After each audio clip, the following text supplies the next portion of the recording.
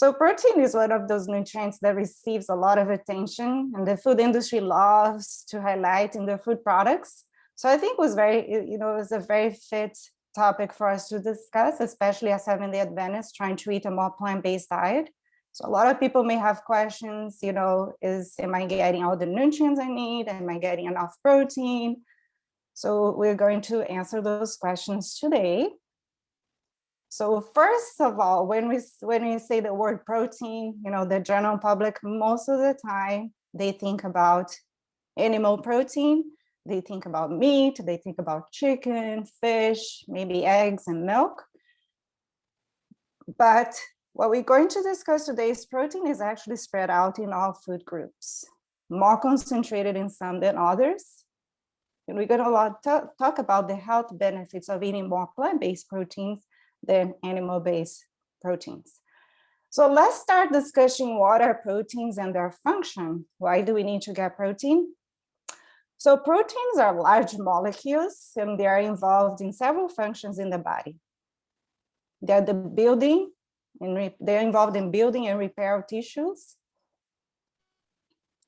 They're also involved in metabolic activities from digestion to the absorption of nutrients. They're also the major structural element in all cells in the body. They are used to make hormones. So all the hormones are proteins.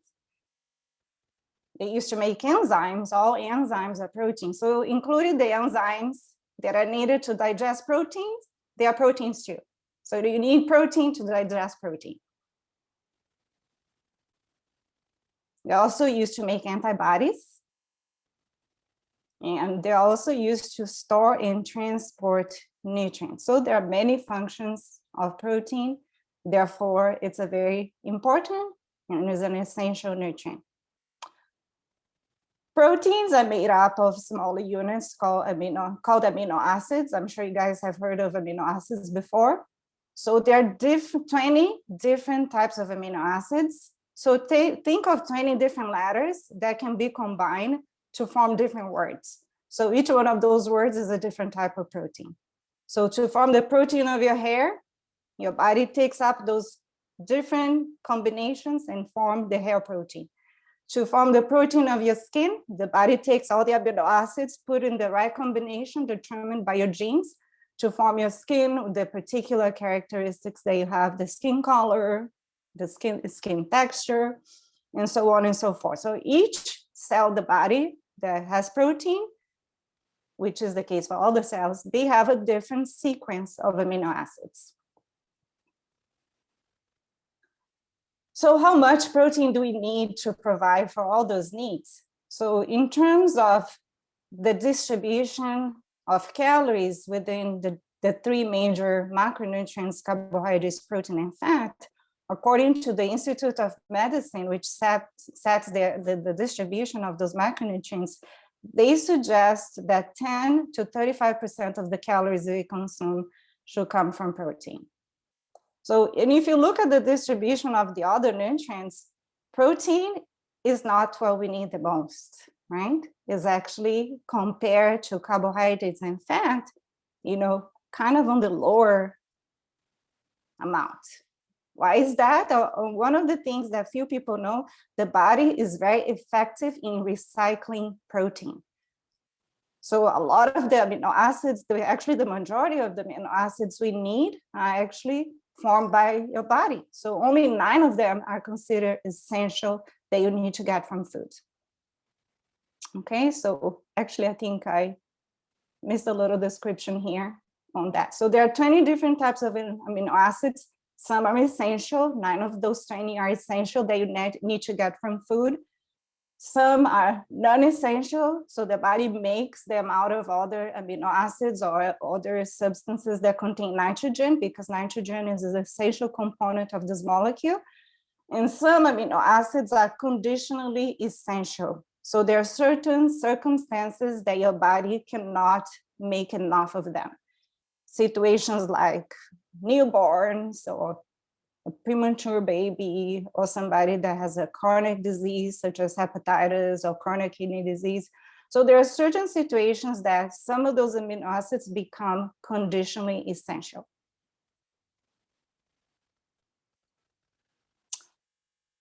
So in terms of the specific protein needs based on gender and of different ages, I have a fuller description on the article that is going to be complementing this presentation, and that should be posted within the next few days on the Joy of Eating website, on the NAD website.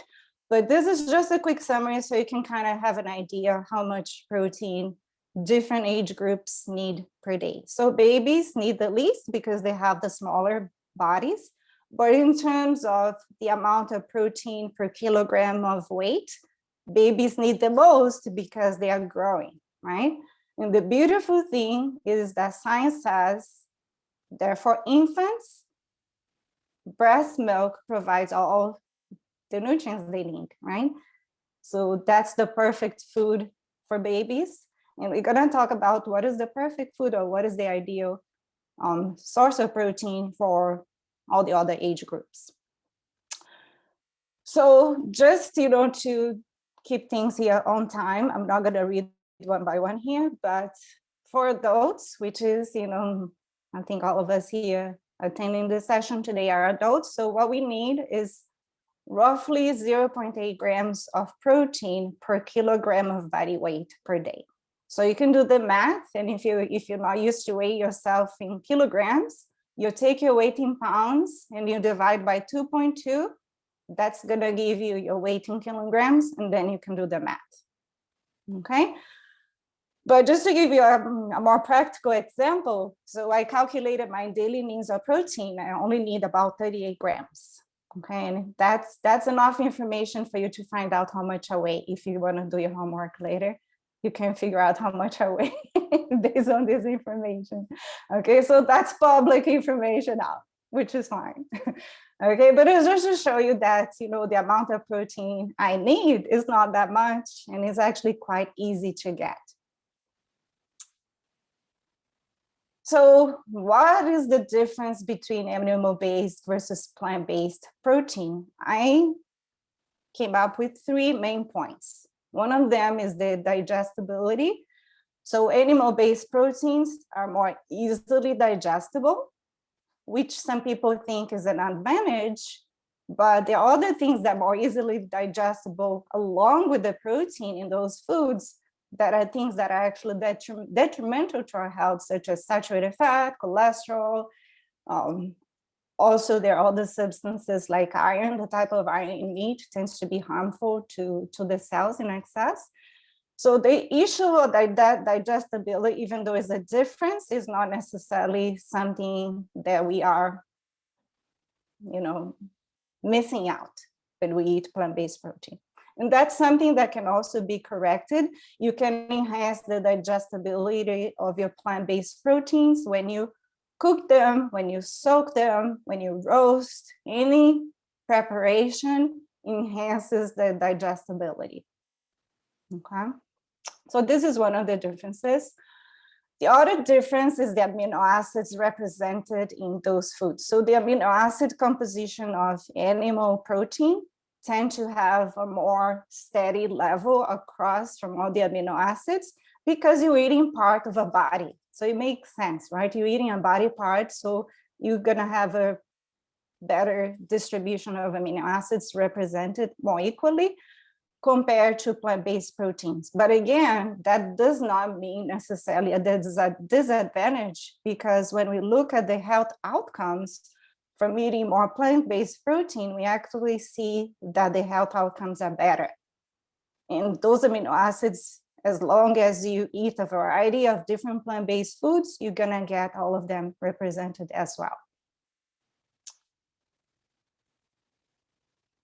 And the third difference is the most important thing for us to consider. What are the health outcomes from eating animal-based proteins or from eating plant-based proteins? So some studies point to a very, very important statistic here. The animal protein-rich diet is linked to 5 times the risk of death from diabetes and 4 times the risk of death from cancer. Okay, so I think that one argument to me would be enough to convince me to move towards a more plant-based diet. which I'm already following, but I think if that's not enough argument, let's show other health outcomes. So those who eat more animal protein, they tend to have higher rates of obesity and type 2 diabetes, higher rates of heart disease, increased progression of chronic kidney disease for those who already have this condition. If they eat animal protein, that disease is going to progress faster. For those who needed a kidney transplant, the articles show, the scientific literature shows that animal-based protein shortens the longevity of those transplanted organs. So for those who have needed a transplant, eating a plant-based diet is going to extend the longevity of that organ. And last but not least, putting all these factors together, the science also points that those who eat animal protein, they have higher overall mortality. And this is something recognized by many public health institutions, including Harvard Medical School. So they are in agreement with this finding, and they published an article in 2016 saying that substituting plant for animal protein may extend life for people with health risks. Okay, and when it comes to people with health risk, that is pretty much all of us, right? All of us have some type of health risk. So the benefit is for all of us. So let's talk about plant-based protein-rich foods, just so you can have peace of mind that you can get plenty from those sources. So the more protein dense, so one of the top would be your beans, lentils, and peas. This group is also called legumes. So you can get, and you can see here, lentils, 1 cup of cooked lentils can get you almost 18 grams of protein.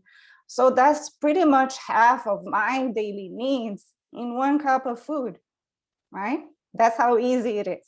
And you can see the other beans represented here. So when it comes to beans, lentils, and peas, whatever choice you like is gonna be great, okay? You can see edamame, cooked is a little bit less, just because here we're talking about the green soybean. So it's not the mature dry grain, but it still has, a significant amount as well. And this is one of my recommendations, by the way. If you can incorporate a type of bean, lentils, or peas on a daily basis, you can, definitely make sure you get in plenty of protein. The next food group would be soybean products. So you can see here that tofu, half a cup, provides about 21 grams of protein in half a cup of firm tofu. And then you have the edamame represented again. Soy curls, I don't know how many of you have heard of this product called soy curls. I have the package here. So this is a dehydrated soy protein that kind of looks like shredded chicken. So it's less processed than the typical texturized vegetable protein, the way it is produced. So that can be a great source of protein as well. You can get 11 grams in a 1/3 cup dry of this product. And soy milk, it varies from brand to brand, but roughly 7 grams of protein per cup. Okay. All this information is being recorded. I know some of you are taking notes, which is great, but you're gonna have access to the recording so you can review things later, okay? Whole grains, even though they are not way on the top when it comes to the protein density, but they are part of the contribution as well. So they provide not only the protein, but they also have many other health benefits, especially the fiber. So it's something that we should incorporate, and we can get, quite a lot of protein actually from quinoa, which is, one of the foods we highlighted last month in the dish. So, yeah, and I saw that quite a few of you already made that recipe and are posting on Facebook. So quinoa is also the only whole grain that has all the amino acids represented.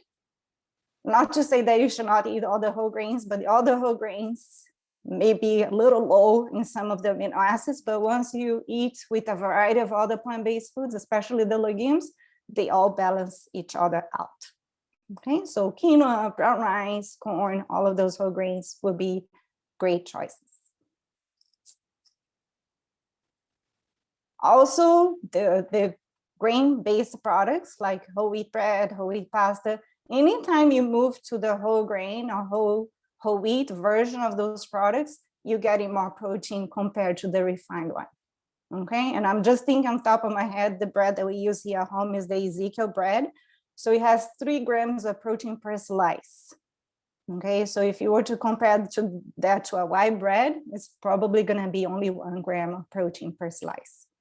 So the whole grains also have an important contribution for your total protein at the end of the day. Nuts and seeds, I didn't list all of them here, but almonds tend to be a little bit more concentrated in protein. So you have about 6 grams of protein per ounce, and an ounce is about a quarter cup, which is the amount of nuts and seeds combined we should try to get per day.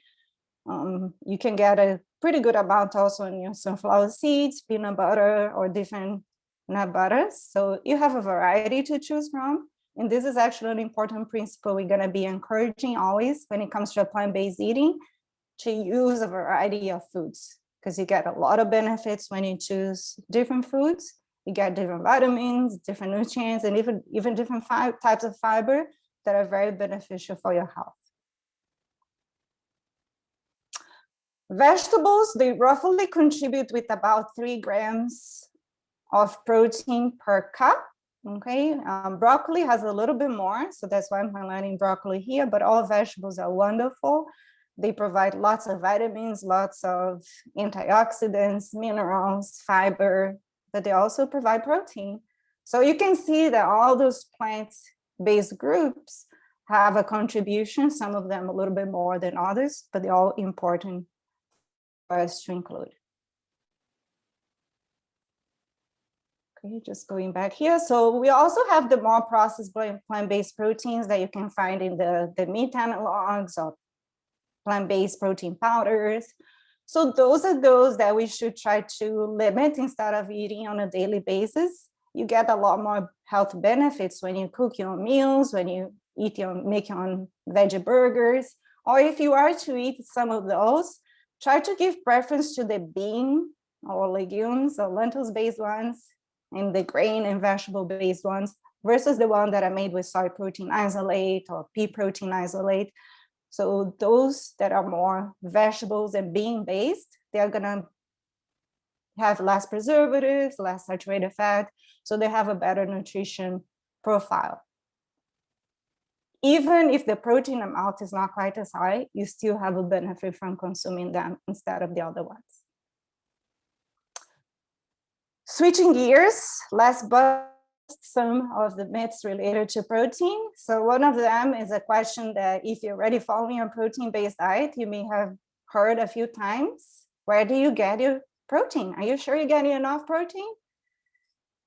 So there was one study that was actually conducted with 7-day Adventists. So they looked at over 70,000 people from the US and Canada, and they looked at the different eating patterns from non-vegetarians to semi-vegetarians, pesco-vegetarians, lacto-vegetarians, and strict vegetarians. And what they found after following the eating habits of this group for 5 years, they found that the amount of protein they eat across the board is not significantly different, meaning they all get a pretty similar amount of protein. The main difference is where they're getting their protein from. Is it from an animal source? Is it from a plant source?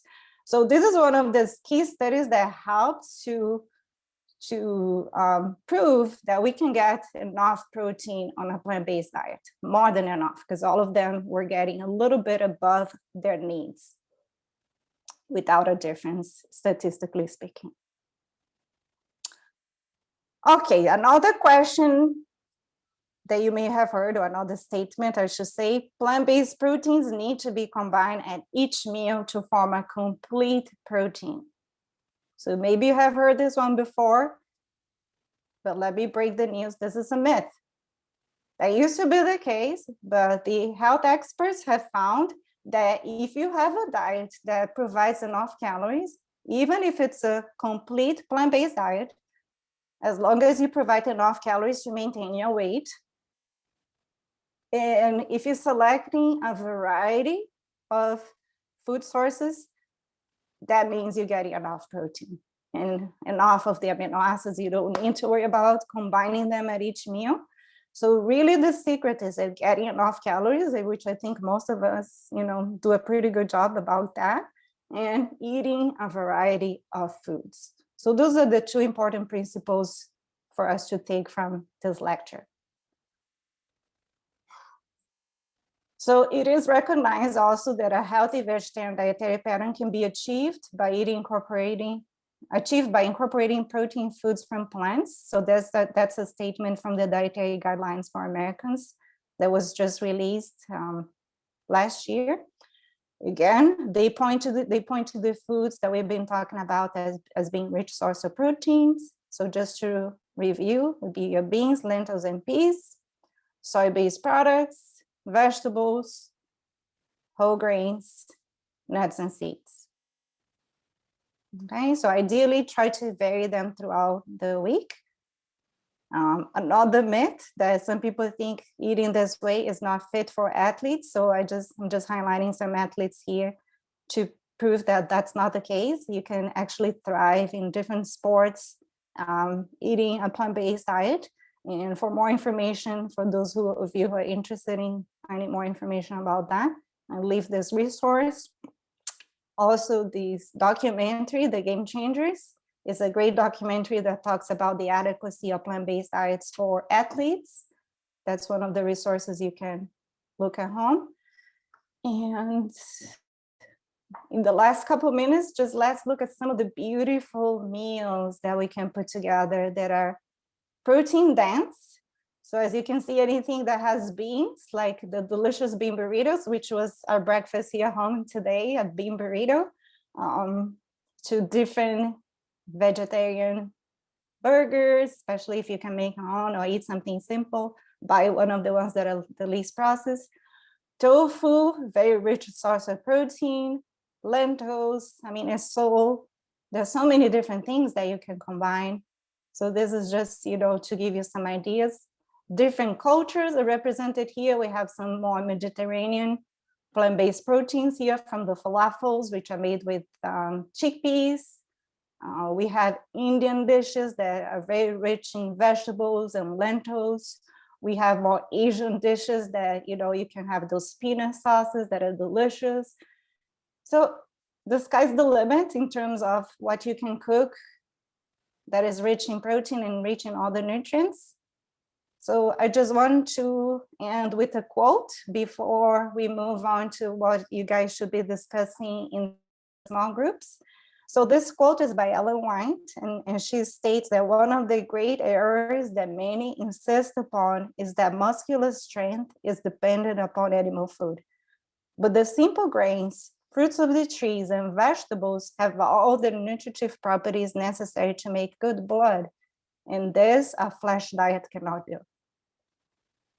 So I think you and I are very interested in having good blood because good health depends on good blood, right?